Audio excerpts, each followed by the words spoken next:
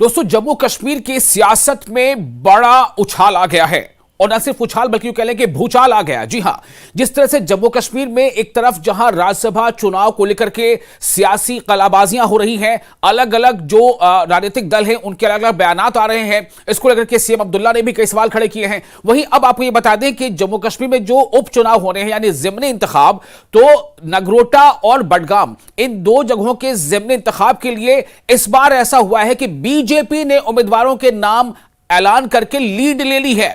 जैसे आपने देखा था कि राज्यसभा का जब चुनाव की बारी थी तो उम्मीदवारों का ऐलान करने में नेशनल कॉन्फ्रेंस ने सबकत ले ली थी, लेकिन इस बार उम्मीदवारों के नामों का ऐलान करने में बीजेपी ने सबकत ले ली है।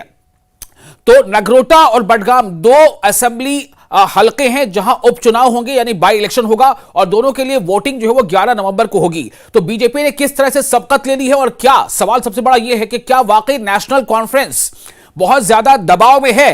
क्या नेशनल कॉन्फ्रेंस बहुत जो है वो फूक फूक कर कदम रख रही है? और क्या उसकी बड़ी वजह यह है कि खुद नेशनल कॉन्फ्रेंस की पार्टी के अंदर से उसके खिलाफ आवाजें बुलंद हो रही हैं?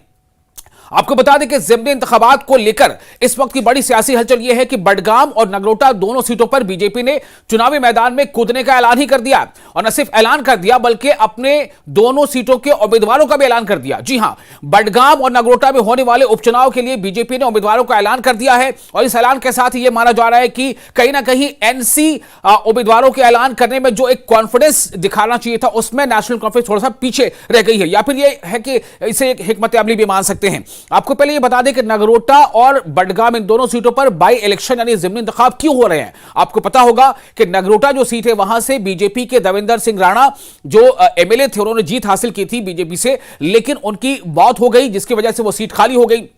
दूसरी तरफ जो बडगाम सीट है वो बडगाम सीट पर उमर अब्दुल्ला ने जीत हासिल की थी। दरअसल उमर अब्दुल्ला ने जब असेंबली का इलेक्शन हुआ था तो दो सीटों से चुनाव लड़ा था और बडगाम सीट पर भी वो जीत चुके थे और गांधरबल में भी जीत हासिल कर ली थी। तो उनमें से किसी एक सीट को उन्हें छोड़ना था, एक सीट को रखना था, तो उन्होंने बडगाम सीट को छोड़ दिया था और गांधरबल सीट को रिटेन किया था। इसलिए बडगाम सीट पर भी असेंबली इंतखाब हो रही है। अब आपको बता देते हैं कि बीजेपी ने जो दो नाम ऐलान कर दिए हैं अपने उम्मीदवारों के, वो कौन कौन से हैं। बडगाम सीट से आगा सैयद मोहसिन को टिकट दिया गया है। ये यहां पर बीजेपी ने एक बहुत बड़ी यो कह सकते हैं कि सियासी सूझबूझ का जो है मुजाहरा किया, चूंकि बीजेपी ने बडगाम सीट से आगा सैयद मोहसिन को टिकट दिया है जबकि नगरोटा से देवयानी राणा को उम्मीदवार बनाया है। अब आपको बताते हैं देवयानी राणा कौन है। देवयानी राणा देवेंद्र सिंह राणा की बेटी हैं। देवेंद्र सिंह राणा की मौत हो गई थी, वो एमएलए थे, वो मौत हो गई थी उनकी, उसके बाद ही वहां पर सीट हो रही है, उस सीट पर चुनाव हो रहा है। तो जाहिर बात है कि देवयानी राणा को एक जो है सपोर्ट, ऐसे तो बीजेपी ने वो सीट जीती भी थी, प्लस उनको एक इमोशनल सपोर्ट भी मिल सकता है।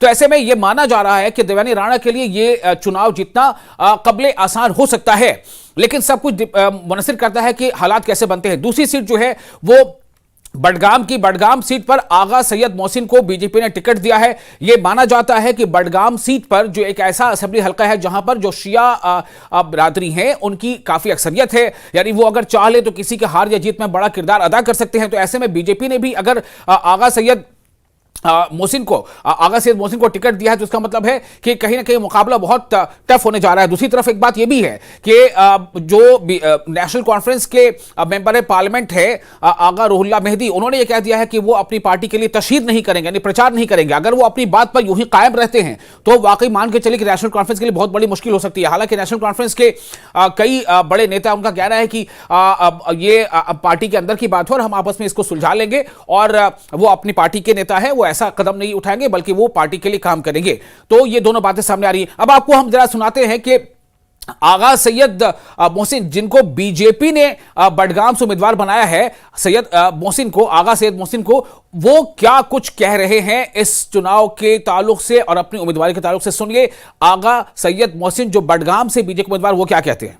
जैसे आपको पता है, आप तो वाकिफ हूं, अगर उमर अब्दुल्ला साहब ने यहां से इलेक्शन लड़ा, एक साल उसकी सरकार बनी, उसने यहां से रिजाइन दिया, आज तक उन्होंने एज सीएम बडगाम कॉन्स्टिट्यूंसी में कब विजिट किया।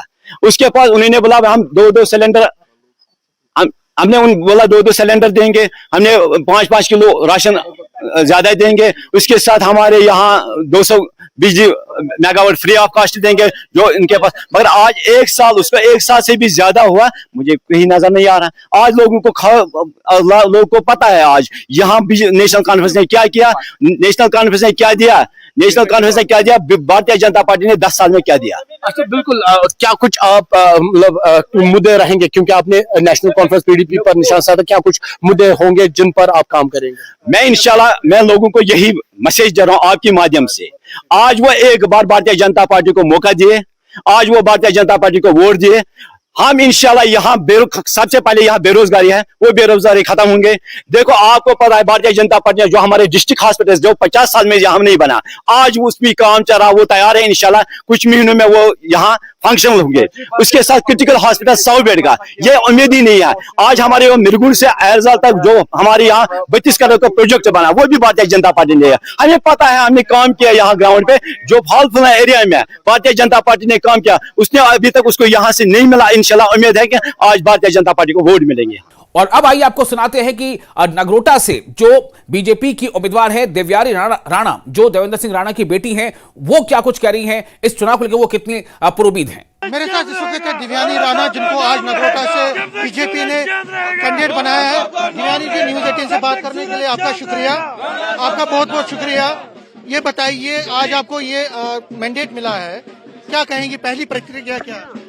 सबसे पहले तो हम भारतीय जनता पार्टी का, खास तौर पर श्रद्धेय माननीय प्रधानमंत्री श्री नरेंद्र मोदी जी का, श्रद्धेय माननीय गृह मंत्री श्री अमित शाह साहब का, श्रद्धेय माननीय पार्टी अध्यक्ष श्री जेपी नड्डा साहब का, श्रद्धेय माननीय नेशनल जनरल सेक्रेटरी श्री तरुण चुग साहब का, राज्य के अध्यक्ष श्री सच शर्मा जी का, राज्य के general secretary organisation Shri Ashok Kaul साहब का, श्रद्धेय माननीय श्यामलाल शर्मा साहब का, श्रद्धेय एलओपी सुनील शर्मा साहब का, श्रद्धेय माननीय भारत भूषण जी का तहे दिल से धन्यवाद करना चाहेंगे कि उन्होंने हमें नगरोटा कॉन्स्टिट्यूएंसी का प्रत्याशी बनाकर हमारे ऊपर बहुत आशीर्वाद दिया है। इनके नेतृत्व के तहत हम भारतीय जनता पार्टी का, जिस तरह से श्रद्धेय माननीय श्री देवेंद्र सिंह राणा साहब ने परचम लहराया था और ये सीट भारतीय जनता पार्टी की झोली में डाली थी, हम एक बार फिर ये सीट जो है भारतीय जनता पार्टी की झोली में डालेंगे। और जिस तरह से माननीय श्री देवेंद्र सिंह राणा साहब ने हाईएस्ट मार्जिन से ये सीट निकाली थी, हमें उम्मीद है कि नगरोटा कॉन्स्टिट्यूएंसी का हर वोटिंग सदस्य हमें आशीर्वाद देगा और ये हम एक बार फिर ये जो सीट है सबसे हाईएस्ट मार्जिन। क्योंकि मुझे याद है 11 महीने से लगातार आप, जब से देवेंद्र राणा जी की देहांत हुआ, तब से लगातार आप नगरोटा कॉन्स्टिट्यूएंसी में प्रवास कर रही है, वहाँ घर घर जा रही है। तो आपकी क्या मेहनत पहले से रही है और किस तरह से आपने लोगों को समझाने की कोशिश और मास कंटेक्ट किस तरह से इस्टेब्लिश किया आपने? जी, राणा साहब कहा करते थे कि नगरोटा का हर घर मेरा घर है, नगरोटा का हर परिवार मेरा परिवार है। और हमें बहुत खुशी महसूस होती है आपको ये बताते हुए कि आज तक जब हम नगरोटा कॉन्स्टिट्यूएंसी के घर घर गए तो आज तक हमें ऐसा महसूस नहीं हुआ कि हम किसी बेगाने के घर में गए हैं। हमारी जितनी भी बड़े बुजुर्ग हैं, हमारी जितने भी बहनें हैं, माताएं हैं, जितने भी युवा हैं, उन सब ने हमें गले लगाकर हमें आशीर्वाद दिया है और हमें ऐसा अक्सर लगा है कि शायद श्रद्धेय माननीय श्री देवेंद्र सिंह राणा साहब स्वयं हमें आशीर्वाद दे रहे हैं। आपको आशीर्वाद दे रहे हैं। कितना कठिन है और क्या चैलेंजेस आपको लगता है? आप कैंडिडेट हैं और उस पार्टी की जिसने आपको बड़ा एक भरोसा आप पे जताया है, क्योंकि बहुत सारे लोग और भी उम्मीदवार थे।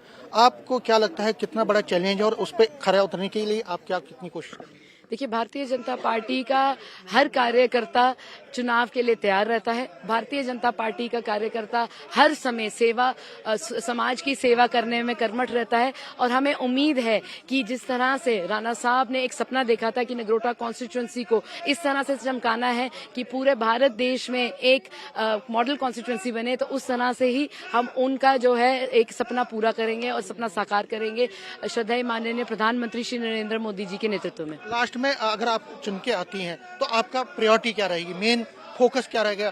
1 2 3 करके देखिए नगरोटा कॉन्स्टिट्यूंसी जैसी बड़ी कॉन्स्टिट्यूंसी में क्या हर जो हमारी 49 पंचायतें हैं, हर पंचायत की अपनी एक यूनिक चैलेंजेस रहती हैं। हमारी टोपोग्राफी भी हर इलाके की अलग अलग है, तो हमने हर पंचायत में जाके बड़े बुजुर्गों से बात की है, औरतों से बात की है, युवाओं से बात की है, और एक जिस तरह से राणा साहब ने एक मास्टर प्लान बनाया था, उन्हीं के मास्टर प्लान के साथ जोड़कर हमने करंट स्थिति का एक जायजा लिया है, और हमें उम्मीद है कि सबके जितने भी अपेक्षाएं और आकांक्षाएं उस पर खरे उतरेंगे।